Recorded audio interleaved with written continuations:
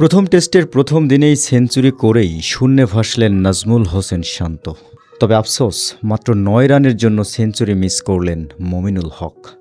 পাকিস্তানের ৩ পেসার আব্বাস, শাহিন আফ্রিদি এবং হাসান আলীকে যেভাবে বেধড়ক পেটালেন নাজমুল হোসেন শান্ত, তা যেন কোনো কবির ছন্দময় কবিতার প্রেজেন্টেশন।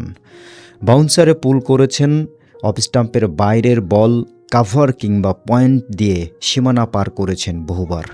মাত্র ৭১ বলেই তুলে নেন 50। তারপর ১৩০ বলে ১০১ রান করে আউট হওয়ার আগে অবশ্য মেরেছেন ২টো ছক্কা এবং ১২টি চারের মার। বাংলাদেশ টসে হেরে ব্যাট করলেও প্রথম দিনের খেলা শেষে শক্তিশালী অবস্থানে বাংলাদেশ। ৮৫ ওভার খেলে ৪ উইকেট হারিয়ে করেছেন ৩০১ রান। হাতে রয়েছে এখনও ৬ উইকেট বাকি।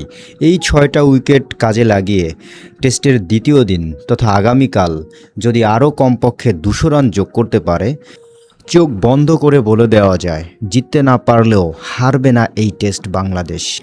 জানিয়ে দেব স্কোর: মাহমুদুল হাসান জয় ৮ রান, সাদমান ইসলাম ১৩ রান, মমিনুল হক ২০০ বলে ১০টা বাউন্ডারির সাহায্যে ৯১ রান, নাজমুল হোসেন শান্ত দলীয় ক্যাপ্টেন ২টা ছক্কা ১২টা বাউন্ডারির সাহায্যে ১০১ রান। মুশফিকুর রহিম এবং লিটন দাস ক্রিজে রয়েছেন। Mushfiqur Rahim ৪৮ run not out এবং লিটন দাস ৮ রানে নট আউট রয়েছেন।